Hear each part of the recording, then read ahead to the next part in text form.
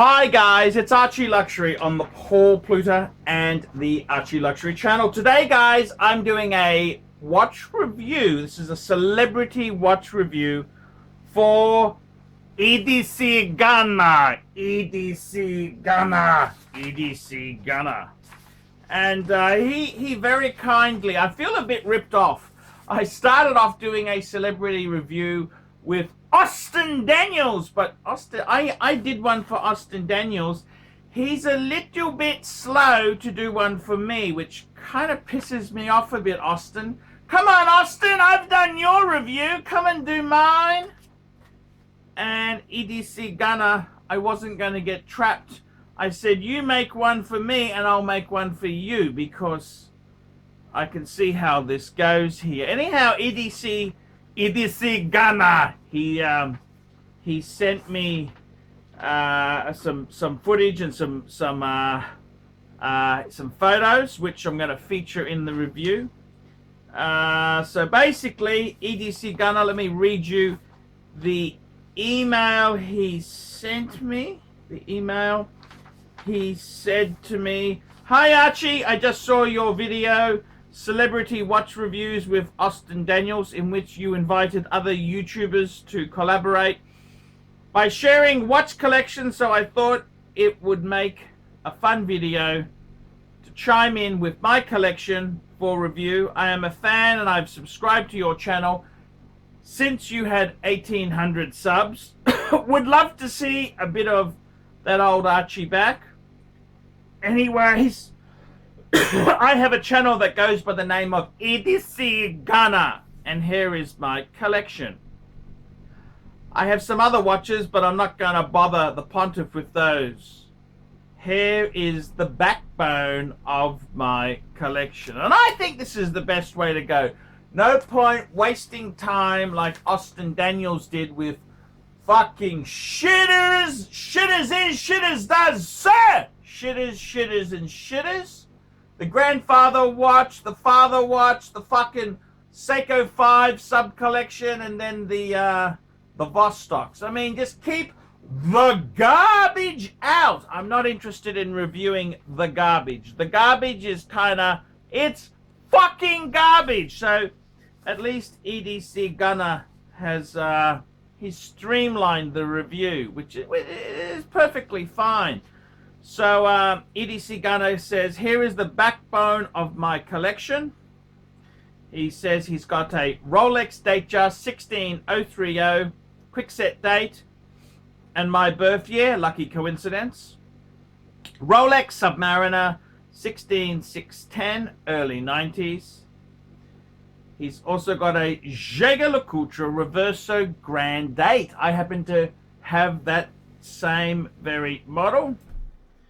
And he sent me a link to his YouTube channel. I'll put that in the description. Oh, I'll put a card, so I'll link to his site. And please attach some collection photos. Cheers, Archie, and best regards, EDC Ghana. EDC Ghana.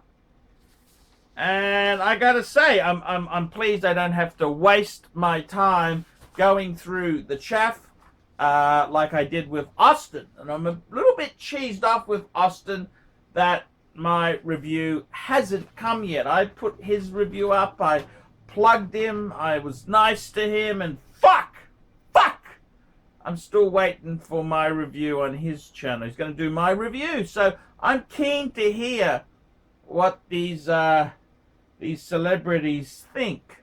So okay, so let's have a look there. 3 decent pieces. And EDC Ghana, he seems to be a youngish guy. I kind of pitch him early 30s. He seems, I don't know what accent. Is it a German accent? Or, I don't know exactly where EDC Ghana is, but it doesn't really matter. Wrist watches are fucking expensive. There is no question to that. Wristwatches are fucking expensive. And I gotta say, this is quite an interesting thing. I have a lot of respect for the man who builds a collection slowly. I must admit myself, I've done the same thing. I started off very slowly. 1 step forward, 2 steps back. Oh, fuck. It's been a very, very, very tricky situation. So I do love the EDC gunner approach here. What do I think? Well, the Rolex Datejust 16030, that is basically a plastic glass. So it's acrylic plastic glass version of the Datejust that is actually quickset. So these were kind of transition before that would have been replaced by a 16220, which would be the sapphire version. I think. What do I think? 16030. It's got the steel bezel. He's got it with a nice white dial with Romans or Arabics. What is it? I think it's Romans. Look, that is a very, very cool watch to have. The 16030. I don't know whether the acrylic version is going to be really that collectible. Datejusts are kind of a there's a hell of a lot of them there. But in all fairness, that's an excellent watch to have. I remember fondly. I had the 16014, which was basically the white gold bezel version of this here, and I must admit that is probably one of the most comfortable, usable wristwatches that you can have. So full marks for that. I think the Datejust 16030 is a fantastic piece. I don't have a problem with it. The Jubilee version is probably one of the most comfortable wristwatches I've ever worn. The 36mm, you could argue it's a bit small, but EDC gunner seems to be a little bit smaller than me. So, little bit smaller, EDC gunner. I think it's a great piece to have. There's nothing wrong with a 16030. That's a great piece. It's a Rolex men's. Every day you could use it for work. You can use it for so many things there. It is actually a very, very solid piece. I fondly remember having a 16234, which I very foolishly sold to pay for some Seeking Arrangements fun, which, that just ends badly, doesn't it, I had the Seeking Arrangements fun, and I wasted the rest of the money. Boom, boom, fuckers! Nothing wrong with a Datejust. I think that's a great piece, fantastic piece to have. Then he's got the Rolex sub, the 16610, and I've owned a few of these. Well, I remember fondly my collection in the late 90s. I had a, I think it was an S serial number. I had a 16610. I bought it from a guy. Listen to this. I bought it from a guy who worked for Dragonair. Okay. Which is one of the Hong Kong airlines. And he was upgrading to a two-tone Submariner, the black dial version. So not a bluesy, the black version, two-tone. And I remember I said to him, I said, I thought you would have been a GMT man.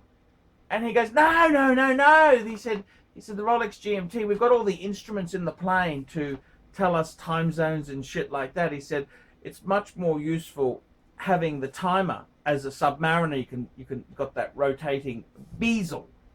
So fair enough. I mean, fair enough there. 16610, magic. Just an honest classic watch, highly collectible. They've gone through the roof. They've I remember selling mine when money was tight for 4,000 Australian, 4.5 Australian. Crazy low money. I was an idiot.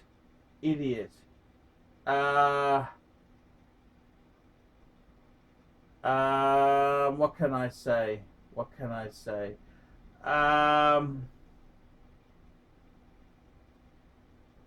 what can I say? Indeed, there. Look, I think the 16610 is a great. I think it's a great watch. It really is a cool watch. It's a very, very, very cool watch. Submariner date pre-ceramic. Fuck, that is. It doesn't get much better than that. I would have one, except that I like the bluesy. I ended up getting a V serial number bluesy. So my collection, I agree with him. That is a fantastic.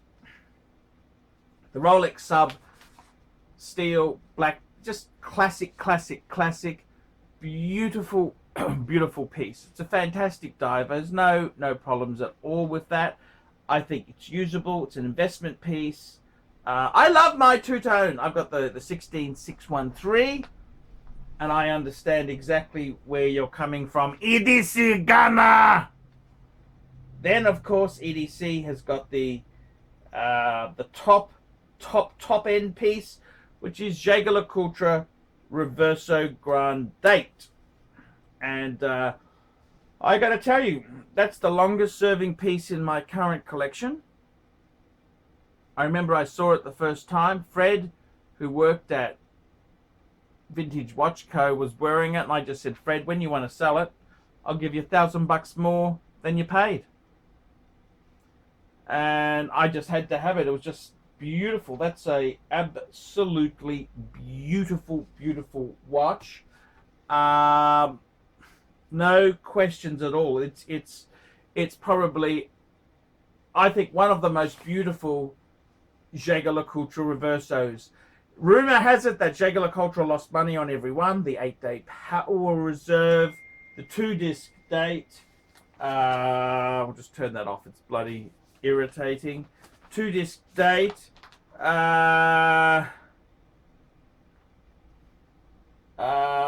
2-disc date. What can I say there? It's the sub-seconds are beautiful. The Power Reserve, 8-day. It's just fucking gorgeous. I don't know. I think EDC was saying he saw mine and he had to have one. I can't quite remember. Was that somebody else or was it him? EDC Ghana. Anyhow, it doesn't matter. It is a beautiful watch indeed there. What do I think of the 3-piece collection there? Look, I got to tell you the truth. I think it's pretty damn good. I think it's a pretty damn good collection. I think it's really beautiful, absolutely beautiful collection there. What would I add? How would I improve it? That's a very good question. Okay, so what is missing? The elephant in the room here. What is missing? If I was EDC, I would say you need to add some sort of GMT function Rolex. Now, you could either add a GMT Master, GMT Master 2, or you could add an Explorer 2. I would probably go, if it was me, I'd go 40mm Explorer 2 black, because we've already got 2 white dials. We've got the Reverso Grand Date, and we've got the Date Just. So another black dial would be really cool. The other thing I would be adding, of course, is what's missing is a chronograph. Now, obviously, Daytonas are fucking ridiculous money. I get it. What would I add? I'd add a fucking Speedy, a Speed Master, man on the fucking moon, man on the fucking moon. And I reckon that as a 5-piece collection would be absolutely amazing. Absolutely amazing. I like the fact he's building it slowly. You wanna watch as a fucking deer. You've got to. I'm a working man. I've had to work very, very hard. I've had to do a lot of things to build my. I mean, I'm 47. You understand? I'm in the later half of my life. I'm in the second quarter, aren't I? I'm in the, I'm in the third quarter. Okay, the start of the third quarter, but I'm over the halfway mark. So, you know, you'd expect me to have a few watches. With EDC Gunner, I'd add some sort of I think you'd have to go Explorer 2. The GMTs have gone crazy, and I never really thought the GMTs were worth double what an Explorer 2 is. Speedmaster Chrono would be beautiful. Okay, what else would I add then? So once you've got those two boxes ticked, I reckon I'd be adding a Tudor Black Bay. Tudor Black Bay. I'd love to see you add a couple of Tudors in there. I'd add a Tudor Black Bay, the Diver. I would add possibly a GMT Pepsi, okay, and I'd possibly add a Monte Carlo, okay, Monte Carlo as another chrono. So I would say you've got 3 beautiful pieces. You need to add another 2, which is the GMT, Rolex. I'd probably add Explorer 2 and a Speedmaster, and then I'd be adding 3 more Tudors down the track to have a 8-piece collection. This is long term. You don't have to race and get credit cards, but the important thing is you've really got some really heavy obstacles out of the way. The 16610 is beautiful. They're getting up and up and up. The Reverso, they're hard to get. They're actually getting hard to get.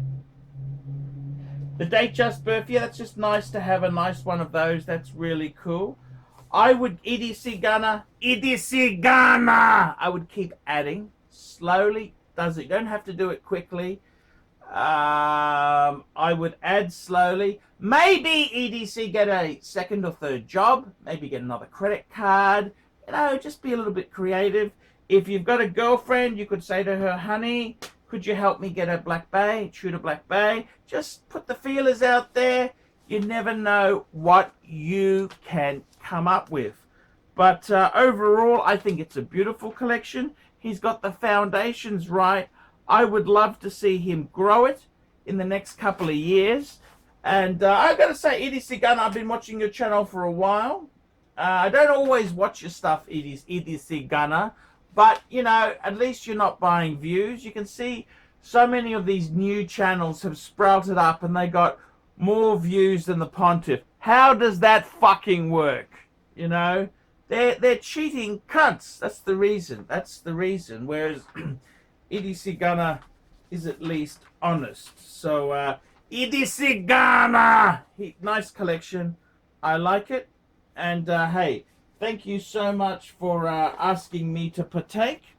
If you are a wristwatch celebrity in the space, I'd consider doing a video for you if you do one for me. It's a no-cost bit of contribution to the community.